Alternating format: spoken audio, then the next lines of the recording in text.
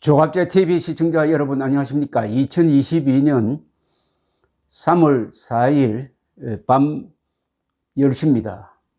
여러분들 사전투표 오늘 하지 않으신 분들은 가급적이면 내일 또 해 주시기 바랍니다. 내일 못하시면 3월 9일은 꼭 해야 합니다. 아마 이번에는 투표율이 80%에 육박할 것으로 봅니다. 분노 투표로 정권 교체 해가지고 대한민국의 자유를 지켜야 합니다. 개인의 자유를 지켜야 합니다. 생명, 재산도 지켜야 합니다. 만약 실패하면은 대한민국의 운명은 바로 우크라이나가 될 겁니다. 5년 뒤, 10년 뒤가 될지는 모르지만은 꼭 이번 3월 9일 대선 승리의 이 위대한 성전에 참여해 주시기를 바랍니다. 역사의 방관자는 안 됩니다. 역사의 참여자가 되어야 합니다. 역사는 참여하는 사람, 즉 투표하는 사람에 의해서 쓰여집니다. 역사에 필연은 없습니다. 역사가 손발이 있는 게 아닙니다. 역사는 시대 정신을 통해서 사람을 움직여서 그것이 구현되는 것입니다. 인간이 역사의 도구가 되려면은 그 역사가 가리키는 방향을 잘 해석을 하고 그 방향으로 나아가야 합니다. 그 방향은 자유의 확대인 것입니다. 바로 요사이 우크라이나에서 벌어지고 있는 이 사태가 대한민국 국민들에게는 교과서입니다. 우리도 한때 우크라이나처럼 공산 독재 정권의 침략을 받았습니다. 그때도 우리는 우크라이나처럼 결사항전했습니다. 그때도 우리에게는 지도자가 있었습니다. 이승만.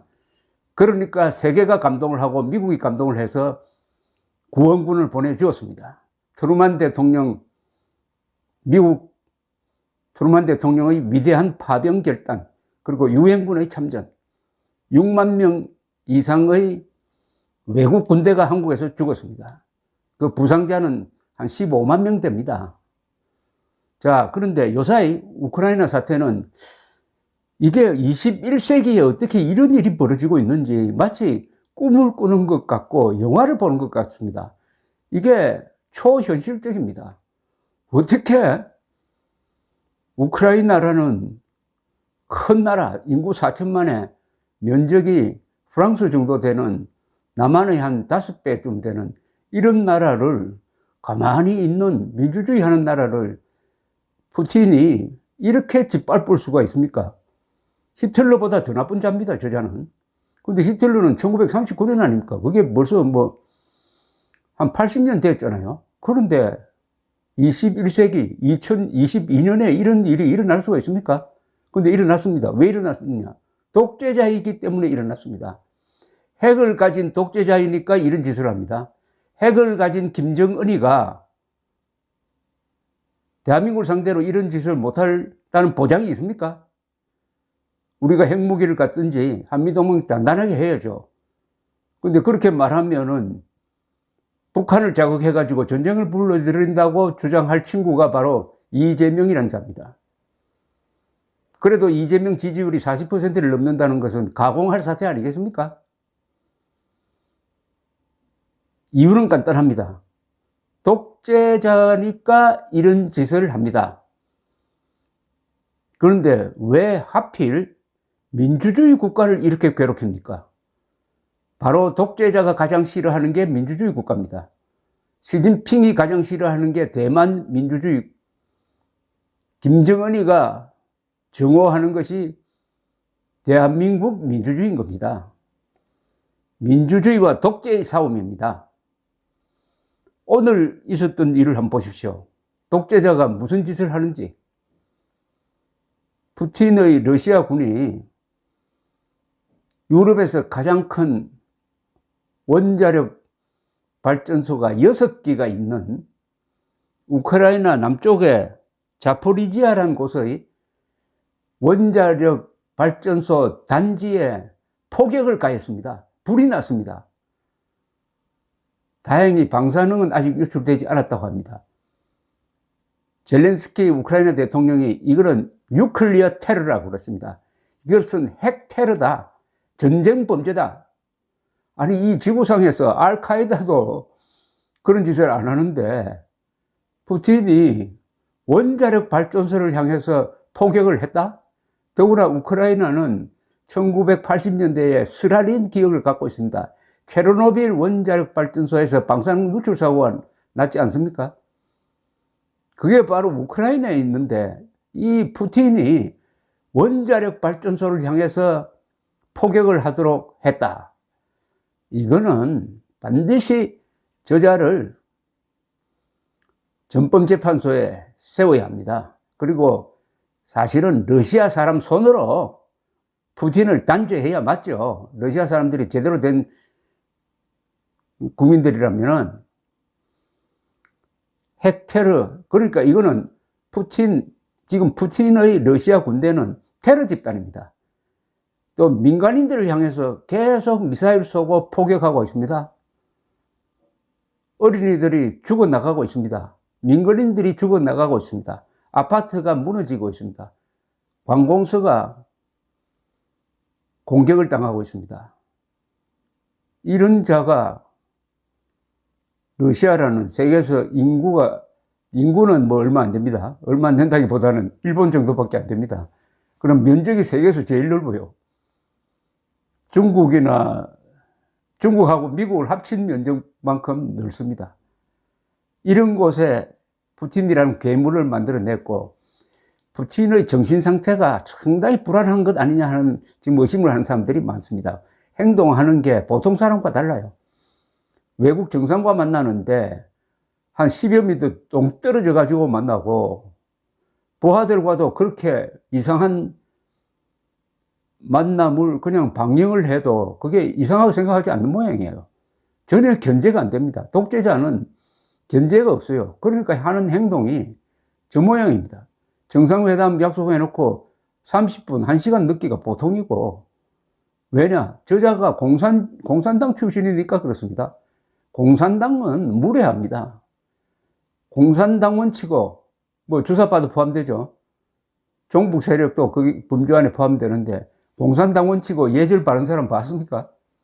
저자들은 무례하고 법 안 지키는 것을 자랑스럽게 생각하는 자인데, 이게 전쟁에서 그렇게 나타나고 있습니다. 우리가 러시아, 중국을 원망하지 않습니다. 우리가 북한 주민을 원망하지 않습니다. 우리가 원망하는 것은 공산당입니다. 공산당. 그래서 이승만 대통령이 일찌감치 공산당은 호열자와 같다, 콜레라와 같다. 인간은 호열자와 같이 살 수 없다. 이게 바로 정답입니다. 공산당을 다루는 데 있어서 이게 바로 정답입니다. 지금 젤렌스키 대통령은 이렇게 지금 유럽 국가에 호소를 하고 있습니다. 군대를 직접 못 보내줄 것 같으면은 세계의 용감한 의용병들을 받겠다. 그래서 한 10,000명 이상이 지금 지원해가지고 국제여단에 가입하기 위해서 우크라이나로 오고 있다라는 이야기를 하고 있습니다. 실제로 해외에 나가 있던 우크라이나 사람들이 속속 귀국해서 총을 들고 있습니다. 한국의 어느 오케스트라에 있었던 두 우크라이나 연주자가 소식이 없더니 나중에 우크라이나로 돌아갔다면서 총 들고 있는 사진을 보내왔더랍니다. 그분이 50대입니다. 이런 일이 세계 도처에서 지금 벌어지고 있습니다. 이스라엘 청년들이 해외에 나갔다가 전쟁이 나면은 귀국 비행기를 타는 것하고 참 비슷한 감동적 장면이 벌어지고 있는데, 이제 유럽 국가는 미국도 그냥 무기만 지금 현재 대주고 있습니다. 이래가지고 과연 우크라이나 군의 붕괴를 막을 수 있느냐? 그러면 용감한 시민 지원군이 국적을 가리지 않고 우크라이나로 가야 안 되느냐? 그걸 또 서방 국가가 지원해야 안 되느냐 하는 이런 지금 화두가 하나 생겼습니다. 그리고 비행금지 구역을 설정해 가지고 러시아 공군기를 비행하면 격추시켜 달라고 요구를 하고 있습니다. 이 둘 다 지금 유럽 국가나 미국에서는 상당히 좀 난색을 표현하는데, 다만 영국은 영국 사람들이 지원하는 거 그거 말리지 않겠다고 지금 이야기하고 있습니다. 그만큼 지금 절박한 상황입니다. 지금 현재 100만 명의 난민이 생겼습니다. 일주일 사이에 벌써 100만 명이 해외로 나가거나 국내에서 피난을 떠났다고 합니다. 일주일 사이에 이렇게 되면은 한 1000만 명이 나가지 않을까 하는 생각도 듭니다. 인구 4천만에 1000만이 해외로 나가는데, 이번 경우에는 다른 지방과 달리 유럽 여러 나라들이 적극적으로 받아들일 태세를 보이고 있습니다. UN 긴급총회가 러시아에 대한 규탄 결의안을 채택을 했는데, 압도적으로 통과가 됐는데, 여기에 반대표를 던진 나라가 5개 나라가 있습니다. 요 5나라를 여러분들이 꼭 기억해 주셔야 되겠습니다. 첫째, 러시아, 북한, 그 다음에 또 있습니다. 벨라루스, 시리아, 에리트레아는 이티오피아 옆에 있는 나라입니다. 이 5개가 공통점이 뭡니까? 독재국가입니다. 독재국가는 독재자를 좋아해요. 러시아, 북한, 에리트레아, 시리아는 지금 내전이 벌어져가지고 한 11년 사이에 한 50만 명을 서로 죽였습니다. 그 독재자가 아사드 아닙니까? 벨라루스도 이게 독재자입니다. 90년대 이후에 계속 독재를 하고 있고, 에리트레아, 이 아프리카에 있던 나라도 93년인가 그때부터 계속 독재를 하고 있습니다. 딱 갈라졌습니다. 최악의 독재 국가가 이 5나라입니다. 러시아, 북한, 에리트레아, 시리아, 벨라루스. 그런데 이런 북한을 좋아하는 자들이, 북한의 김일성, 김정일, 김정은을 숭배하는 자들이 지난 5년간 대한민국의 조종실에 들어가 있었다는 거 아십니까? 이른바 주사파. 자기들은 민주화운동가라고 그러죠. 새빨간 거짓말이죠. 철진한 이념의 포로가 된 자들이 대한민국 조종실에서 5년 동안 분탕질을 했는데, 이번에 아마 조종실에서 국민들이 끌어낼 것으로 보입니다. 투표를 통해서 피를 흘리지 않고 하이제킹, 김일성주의자들이 대한민국 조종실에 들어가서 5년 동안 하이제킹 해가지고 이 나라를 어느 쪽으로 지금 몰고 갔습니까? 이제 투표를 통해서 이 자들을 조종실에서 끌어내리고 정상적인 사고를 하는 사람을 조종실에 앉혀야 되는 순간입니다. 그런 희망이 보입니다. 그래서 제가 요새 기분이 좋습니다. 오늘 내일 사전투표에서는 아마 윤석열 후보가 질 겁니다. 투표율로 봐서. 그러니까 당일 투표에서 뒤집어야 합니다. 사전 투표에서는 진 것 같다.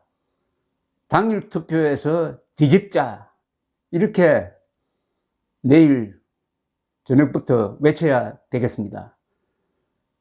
선거도 야구처럼 끝날 때까지 끝난 게 아닙니다. 감사합니다.